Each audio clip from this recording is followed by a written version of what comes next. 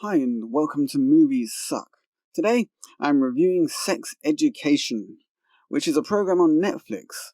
This program was suggested to my partner by a workmate who had told her that it was really good. I had never heard of it as I am rarely up to speed on what is happening on Netflix, but luckily I caught up with this one just before they released the second series, so I could watch all of the current episodes back to back without that pesky waiting for the next series.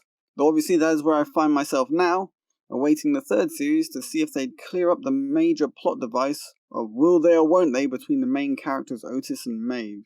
First, a quick synopsis. This series can be described simply as a bunch of students at sixth form find out about sex and relationships but with comedic effect. And that pretty much succinctly describes this program. Now, back to my opinions on this very popular series. First, I want to talk about the setting, because it is extremely confusing. It is as though this series has been set in another dimension, where everything has gotten all muddled up and back to front. But no one notices because they've had their brains messed with so that they don't have the intellectual acuity to see through the strange world in which they live. There are bizarre visual clues for this being set in the 80s. Everyone seems to drive around in old 80s cars, and the people who aren't directly involved with the cast all drive around in modern cars. Though you don't see these ghost-like people, but they must be there in the background, making this world operate. Another strange thing is that while these characters swan nonchalantly around in their semi-80s setting, they are all using smartphones, which obviously throws the 1980s time setting completely out of the window. Yet another bizarre thing is that the students appear to be going to school in America, as this school would not be found in England, at least not the way it is set up. The children, for a start, aren't wearing uniforms, which I'm sure is the case at some schools, but certainly not the one I attended and not any others nearby, and it comes across as rather odd. Not only are uniforms not to be seen, there are also lockers in the hallways, and not the lockers we're used to over here, such as the ones you find at the local swimming baths. No, they're those big full-length ones that you only ever see in American high school dramas. And there are sportsmen wandering around in those letter jacket things that you see from American high school movies such as Grease. It is all very, very incongruous and makes no sense.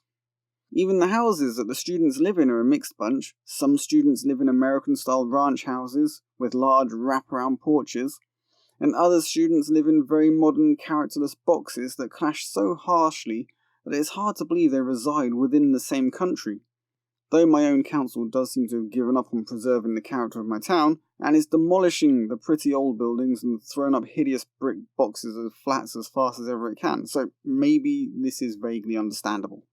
The actual location appears to be somewhere in the countryside, as it is very rural, requiring the students to travel via various forms of transportation to get to the school, ranging from bicycle to bus to one student actually driving, which means that that student must be at least 17, though it appears that they're in their first year of sixth form, and we don't have any such thing as student parking at schools in the UK, unless this is some sort of sixth form academy, but then I would expect it to be in more of a city location rather than in the countryside.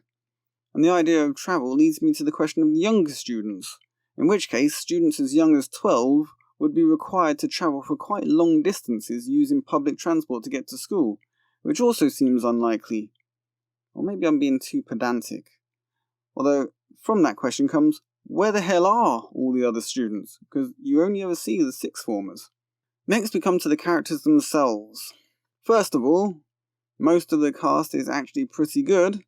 There is the nerdy and pretty lame Otis, who is the star of the show. His mother is a sex therapist, and is used as both his crux and also his inspiration, his exposure to which brings him to start his own sex therapy business at school, with the loner super intelligent dropout Maeve working as his secretary, who he is also in love with, but is too insecure to tell her how he feels. His father is divorced from his mother, and it appears to be this breakup, and the reason for it, which was the catalyst for his own sexual repression, which is characterized by his inability to masturbate. At least during the first series, anyway. He goes a bit overboard in the second. Speaking of Maeve, she is the second most important character in this series, and she is Otis's partner in the sex advice business.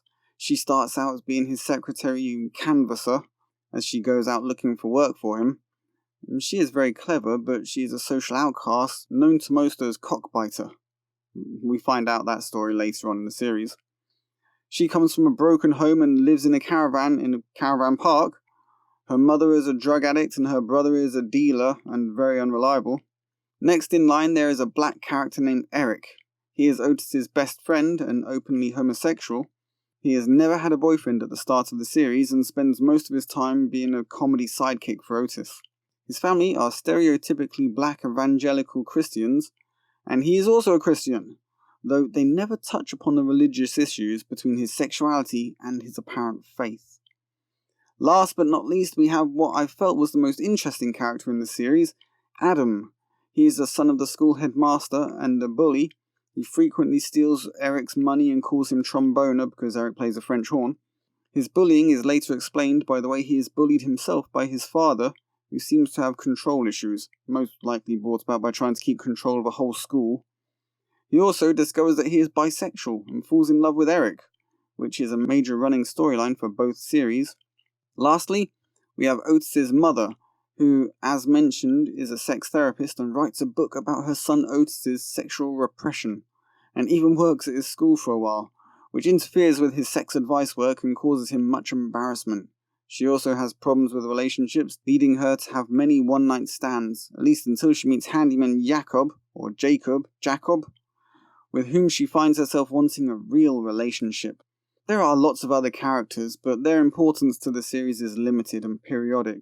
Not to mention, most of them are barely fleshed out and are so cookie-cutter stereotypical teenager that they really don't need any specific mention.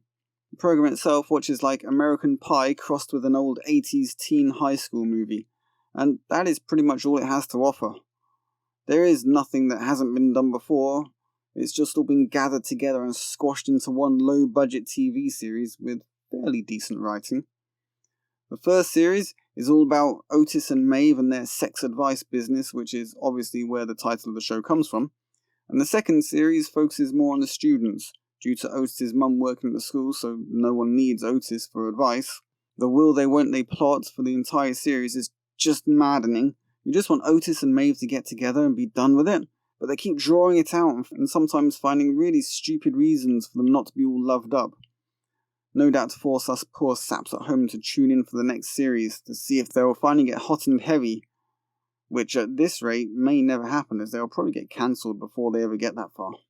And the last thing I want to talk about with this series is the wokeness factor, and believe me when I say that it is high. Very, very, very high.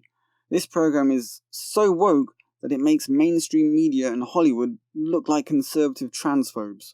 Almost every relationship in this series is either interracial, gay, lesbian, bisexual, trisexual, asexual, and everything in between. What this program is not is a celebration of normal sexual relationships, as in, man and a woman. Yes, they happen in this program, but not at the natural rate that you would expect from your average society. This program is so very woke that it finds any and almost every reason to swap some aspect of a relationship in some way so that it is less normal and more out there.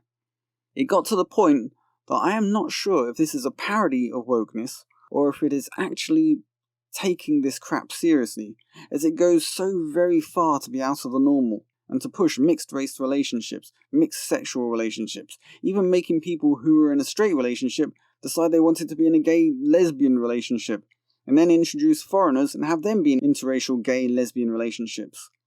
Nothing in this series is straightforward and normal, which is possibly why they don't want the lead characters to get together, as they are both white and straight, which is just not normal for this show. So, is this a parody of wokeness, or is it really woke? I really can't tell. I have a feeling that they are being serious with this nonsense, but the comedy and silliness make it very hard to tell. Personally, I hope they are taking the piss out of woke culture, because that would make a lot of sense, and it would make the program itself seem even more fun. If you fancy watching a program set in a very fictional world where there are very fictional problems involving fictional characters interacting in fictional ways, then I would say you couldn't go far wrong with this. Just make sure you leave your credulity at the door when you go in. This has been Movies Suck saying, is Generation Z really this confused?